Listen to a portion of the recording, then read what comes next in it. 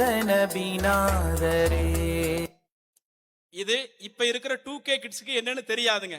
ஆனா 60 வயசுக்கு முன்னாடி உள்ள ஆட்களுக்கு தெரியும். இது எந்த பாட்டு, எந்த படம், மலர்ந்து மலராதன்னு ஆரம்பிக்கிற இந்த பாட்டு பழைய பாடல்னு தெரியும். இப்படி யாரு வயசானவங்களா இருக்கிறாங்களோ, உங்க ரசனைக்கு தகுந்த மாதிரி நாங்க சில மௌலிது பாடல் தர்றோம் அப்படின்னு இப்படி கொடுப்பாங்க. அதே மாதிரி இப்ப இதுவே 90 கிட்ஸ் இருக்கிறாங்கன்னு வைங்க, அவங்களுக்கு சில மௌலிது இது மெட்டு வச்சிருக்காங்க பாருங்க. இதுக்கு எல்லாத்துக்கும் ஜமாலேசருக்கு விளக்கம் கொடுப்பாங்க. அருள் நபிநாதரே, கண்குளிர் நேசரே, நபியே உம்மாளுதான் இன்று என் வாழ்க்கையே, நபியே உம்மாளுதான் இன்று என் வாழ்க்கையே.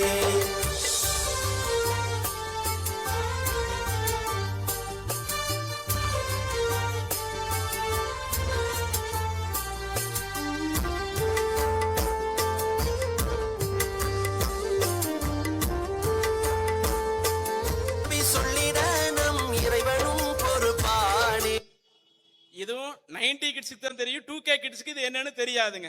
அப்ப 90 கிட்ஸ்னா அவங்களுக்கு ரசனைக்கு தகுந்த மாதிரி இப்படி கொண்டு வந்தாங்களா? நீங்க ஒரு விஷயத்தை புரியணும். ஷைத்தான் இருக்கிறான்ல, ஒரு விஷயத்தை வழிகேடுன்னு நம்ம உள்ளத்துல கொண்டு வரணும்னு வைங்க, ஆரம்பத்திலேயே பாரதூரமா கொண்டு வர மாட்டான். ஃபர்ஸ்ட் சின்ன ஒரு விஷயத்தை ஆரம்பிப்பான். சின்ன ஒரு விஷயத்துல நாம எப்படி இருக்கிறோம், அதுல சைத்தானுடைய ஊசலாட்டத்திற்கு கட்டுப்படாம என்னை சைத்தான் வழிகெடுக்க வர்றான், அவனுக்கு நான் கட்டுப்பட மாட்டேன்னு நாம இருக்கிறோமா, அல்லது சைத்தானுடைய ரசனைக்கு தகுந்த மாதிரி அவனுடைய ஊசலாட்டத்திற்கு வளைஞ்சு கொடுக்கறமான்னு சைத்தான் பார்ப்பான். ஆரம்பத்துல வளைஞ்சு கொடுக்கறோம்னு வைங்க, அடுத்து அதை விட பெருசா கொண்டு வருவான், அடுத்து அதை விட பெருசா கொண்டு வருவான். கடைசியில எங்க நிறுத்துவான் தெரியுமா? இன்றைக்கு அதற்கும் ஒரு விஷயத்தை பாருங்கள். இது தர்காவில் நடந்தது.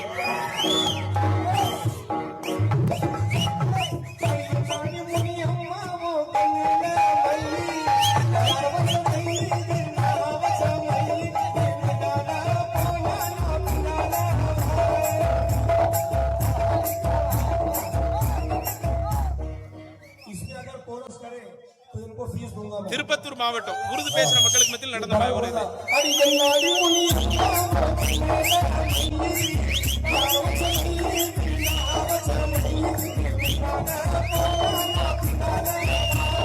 ஃபுல்லா இருக்குது, ஃபுல்லா போடுறதுக்கு நமக்கு ஒரு மாதிரி இருக்கு. நீ முன்னாடியே நரகத்துக்கு போ, நானும் பின்னாடியே நரகத்துக்கு வர்றப்பா. சினிமாவில் கொண்டு போய் தள்ளிட்டாங்களா? இந்த அவல நிலை நம்ம சமுதாயத்துக்கு ஏன் வந்துச்சு?